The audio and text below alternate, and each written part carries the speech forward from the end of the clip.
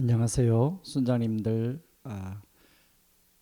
제가 이번 주는 우리가 주일날 2부 예배 끝나고 순장반을 진행하기 때문에 다락방 공과는 또 그때 이제 주일 말씀을 선포한 후기 때문에 공과를 진행하는 것이 의미가 없을 것 같아서 제가 다락방 공과에 대한 내용은 미리 녹화를 해서 우리 순장님들이 다락방을 준비할 수 있도록 도와드리려고 합니다. 오늘 이제 신앙의 구조조정 깨어 기도하기 누가복음 21장 29절에서 38절 말씀을 다루고 있는데요. 21장 29절 30절에 보면 이에 비유로 이르시되 무화과 나무와 모든 나무를 보라 싹이 나면 너희가 보고 여름이 가까운 줄 자연히 아나니 라고 나옵니다. 여기 이에라고 말씀하신 부분을 어디와 연결을 시켜야 되냐면 바로 21장 5절과 연결을 시켜서 좀 살펴봐야 됩니다. 5절에 보면 어떤 사람들이 예루살렘에 들어오면서 예수님에게 이렇게 말합니다. 예수님 보십시오. 이 성전을 이루고 있는 아름다운 돌과 그리고 아름다운 헌물이 얼마나 놀랍습니까? 그때 예수님이 뭐라고 말씀하시냐면 그것으로 너희가 그렇게 놀라워하고 그러냐. 이 예루살렘이 20절에 보면 예루살렘이 얼마 가지 않아서 돌 위에 돌 하나도 남지 않게 될 것이다 라고 말씀합니다. 실제로 20절에 나오는 내용이 AD 70년에 바로 로마의 티투스 장군에 의해서 예루살렘이 다 멸망하게 되죠. 특별히 그 AD 70년에 예루살렘이 멸망할 때를 보면 그때가 6월절 3일 전이었는데요. 수많은 사람들이 예루살렘에 와서 6월절을 준비했던 때였습니다. 이미 4년 전부터 유대인 반란군과 그리고 로마군 간에 몇 번의 전쟁이 있었습니다. 그런 상황 속에서 사람들은 예루살렘은 안전할 것이라고 생각을 했습니다.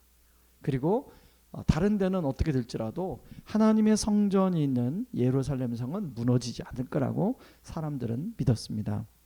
그런데 바로 그 예루살렘 성이 이제 로마군에서 완전히 무너지고 멸망을 당하게 됐고 그때 수많은 사람들이 죽게 됩니다. 예수님은 오늘 그 이야기를 하면서 종말의 때도 그와 같을 것이라고 말하면서 종말에 대한 이야기를 하고 있습니다. 그러면서 나무의 비유를 하시는데요. 사람들은 싹이 나면 이제 여름이 가까웠다고 생각을 하는데 너희들은 그런 징조가 있음에도 불구하고 왜 종말이 하나님 나라가 가까웠는지를 잘 알지 못하느냐라고 예수님은 물어봅니다. 여러분 우리도 꽃에 꽃방울이 맺히게 되면 이제 따뜻한 봄이 왔구나, 이제 곧 여름이 오겠구나라고 자연스럽게 생각합니다. 여러분 지진이 일어나기 전에는 징조 현상이 있다고 하죠. 제가 이렇게 여러분도 아마 들어봤을 텐데 심해화가 잡혔다든지 아니면 두꺼비떼가 수십만 마리가 이동한다든지 이제까지 지진이 일어나는 걸 보니까 그런 징조 현상이 있었다는 것입니다. 이제 그런 징조 현상을 보게 되면 이제 곧 큰 지진이 일어날지도 모른다라고 사람들은 예측을 한다는 것이죠. 여러분 예수님은 바로 그런 징조가 일어나는 걸 보거든 하나님 나라가 가까이 온 줄 알라라고 말씀하는데요. 25절 26절에 보면 어떤 징조냐면 1월 성신에는 징조가 있겠고 땅에서는 민족들이 바다와 파도의 성난 소리로 인하여 혼란 중에 곤고할 것이다. 사람들이 세상이 임할 일을 생각하고 무수함으로 기절하리니 이는 하늘의 권능들이 흔들리겠습니다 라고 나옵니다. 마태복음 24장에 보면 6, 7, 7절에 보면 이 징조를 좀 더 구체적으로 나오는데요. 난리의 소문, 국가 간의 전쟁, 자연재해, 기근과 지진 이렇게 설명하고 있습니다. 우리가 이런 징조가 나타나면 바로 이제 예수님이 오실 때가 가까웠다. 그리고 지구의 종말이 가까웠다. 이제 완전한 하나님 나라가 임할 때가 가까웠다라고 사람들은 믿어야 된다는 것이죠. 그런데 많은 사람들은 그런 징조를 봐도 에이 설마 정말 설마 예수님의 재림이 있겠어? 라고 믿지 않는다는 것입니다. 여러분 2013년에 상영 나왔던 영화 중에 지구 종말에 관한 영화가 참 많이 있는데 제가 최근에 이제 이렇게 종말에 관한 영화를 찾아보다가 그 나름대로 지구 종말에 대해서 우리가 좀 생각해 볼 수 있게 하는 영화가 디즈 파이널 아워스라는 그런 영화가 있더라고요. 전 보지 않았어요. 유튜브로 잠깐만 보았습니다. 그 유튜브에 잠깐 그 영화를 보니까요. 지구가 이제 종말이 하루가 남았어요. 주인공이 그 하루 동안에 어떤 것을 하는가를 비춰주고 있어요. 어떤 많은 사람들은 그 남은 지구의 종말을 맞이하면서 굉장히 죽음 앞에 두려워합니다.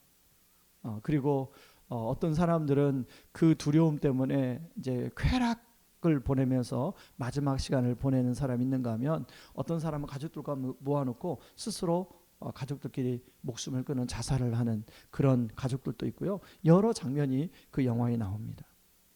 주인공은 그 아빠를 잃어버린 한 소녀에게 아빠를 찾아다 주는 그런 시간으로 하루를 보내는데요. 그러면서도 주인공도 굉장히 두려워하는 것을 영화 중간중간에 보여주고 있습니다. 참 여러분 묵상 질문에서 한번 이런 얘기를 나눴으면 좋겠어요. 여러분들은 정말 수련들과 정말 마지막 종말이 온다고 믿으십니까? 아니면 그것은 어떤 공상과학 영화나 아니면 상상 속에 있는 영화의 이야기의 한 부분으로만 믿으십니까? 만약 일주일 후에 지구 종말이 온다면 무엇을 하며 일주일을 보내시겠습니까? 이런 질문들을 가지고 한번 나눠보시면 좋을 것 같아요. 자, 두 번째는 주님은 그런 종말의 때를 말씀하시면서 주님 앞에 서 있을 수 있도록 깨어 기도하라고 말씀하십니다. 여러분 34절에서 38절에 보면 이렇게 나오는데 왜 깨어 기도하라고 말씀하냐면 많은 사람들은 마음이 둔하게 만드는 것이 있다는 거예요. 예를 들면 술 취함, 방탕함, 생활의 염려. 여러분 사실 굳이 이렇게 술 취함, 방탕함, 생활의 염려뿐만 아니라 여러분 많은 것들이 우리로 하여금 무디어지게 만들고 무감각해지게 만들고 어떤 종말에 대한 예수님의 재림에 대한 어떤 기다림보다는 그냥 이 땅이 현재 주어지는 것에 그렇게 살아가도록 만들죠. 여러분 우리의 마음을 무디게 하는 것이 무엇 때문에 무디게 하는지, 우리 마음을 그런 무감각하게 하는 만드는 것들이 무엇 때문인지, 여러분 우리는 저마다 다 핫한 관심사를 가지고 있습니다. 어떤 사람은 자기가 하는 일이 굉장히 중요하게 생각하고요. 또 자녀와 관련된 어떤 자녀의 진로, 교육 이 굉장히 중요하게 생각하고요. 또 취미생활, 또 여행, 투자와 관련된 것들, 또 노후 대비, 또 운동, 관심 있게 보는 TV나 유튜브 채널, 그리고 구입하거나 사고 싶은 어떤 물건, 기타 등등 많은 것들이 우리의 마음을 이렇게 쏟게 만드는 것들이 있죠. 근데 그러다 보면 여러분 그것들 때문에 우리가 무디어지고 무감각하게 된다는 것입니다. 여러분 순원들하고 어떤 것들이 있는지를 한번 나눠보시기 바랍니다. 여러분 그런 자주 영적인 잠을 자는 우리에게 주님은 무엇으로 말씀으로 경각심을 깨우냐면 뜻밖의 그날이 덫과 같이 너에게 임할 것이다라고 34절 하반절에서 말합니다. 여러분 21장 36절에서 30절 26절에 36절에서 36절 말씀해 보면 이렇게 나와요. 이러므로 너희는 장차 올 모든 일을 능히 피하고 인자 앞에 서도록 항상 기도하며 깨어 있으라 하시니라. 그 앞에 26절부터 30절에 보면요. 노아의 때와 롯의 때의 이야기를 해요. 그러니까 노아의 때 그 홍수가 나기 전까지 직전까지 사람들은 먹고 마시고 장가들고 시집가고 홍수가 나서 다 멸망했다는 거예요. 그런가 하면 롯의 때도 마찬가지로 사람들이 먹고 마시고 사고 팔고 심고 집을 지었다는 것이죠. 그래서 결국은 하늘에서 불과 유황이 비롯해서 멸망이 됐다는 것입니다. 인자가 나타난 날에도 그렇겠다고 이야기하고 있습니다. 여러분, 주님은 우리가 그런 일을 당하지 않도록 깨어 기도하라고 이야기하고 있죠.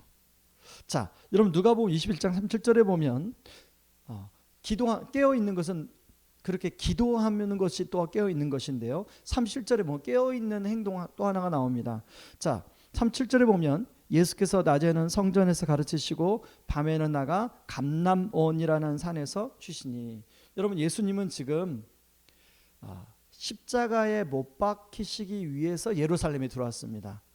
이제 곧 예수님이 십자가에 못 박히게 돼 있어요. 근데 예수님이 지금 마지막까지 뭘 하시냐면 낮에는 성전에서 가르치시고 밤에는 나가 감람원이라는 산에서 쉬셨다는 거예요. 그러니까 예수님은 마지막까지 한 영혼이 구원을 받고 하나님 나라를 경험하도록 말씀을 가르친 일을 포기하지 않으셨다는 거예요. 여러분, 두 가지 묵상 질문이 매일 성경에 나오죠. 제가 조금 이렇게 바꿨는데 이런 질문 나누면 좋을 것 같습니다. 주님의 재림날이 언제일지 모르니 주님을 맞이하려면 늘 깨어 있어야 합니다.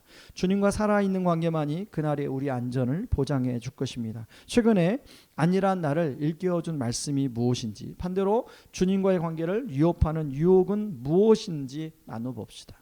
한번 나누어 보시고요. 그런가 하면 세 번째 묵상 질문, 예수님은 마지막까지 한 사람이라도 영혼을 구원하고 그 영혼이 풍성한 삶, 하나님 나라를 누리도록 하는데 최선을 다하고 있습니다. 우리도 이 일에 동참하기를 주님은 원하십니다. 여러분 이웃 중에 구원을 받고 풍성한 삶을 살아야 할 사람이 있나요? 여러분은 그분을 위해 무엇으로 어떻게 도와주기를 원하시나요? 여러분 이걸 가지고도 함께 나눠보시고 이번 주 다락방도 그런 풍성한 은혜가 넘치는 다락방이 되기를 원하고요. 이제 월요일부터 고난중한 특밤이 있습니다. 9시에 여러분 다락방 수련 들고 함께 고난중한 특밤에 함께 참여해서 함께 각 가정에서 온라인으로 하지만 각 가정에서 함께 참여하면서 같이 기도하는 그런 고난주간, 의미 있는 고난주간 보내시길 바라고요. 이번 고난주간 특밤 할 때는 매일 하루에 한 가지씩 실천에 옮기는 것들이 있습니다. 그래서 그 한 가지씩 실천에 옮겨 보셔서 여러분 고난중한 특밤이 예수님이 나를 위해서 십자가에 죽으시고 또 구원해 주신 그 사랑을 깊이 묵상하고 또 그 은혜 안에 거하는 그런 한 주간이 되기를 바랍니다. 제가 기도하며 마치겠습니다. 고마우신 하나님 아버지, 주님은 마지막 때 주님이 재림하실 것을 말씀하고 있고 우리가 그때 준비함 없이 그날을 맞이하지 않도록 깨어 기도하라고 말씀하고 있습니다.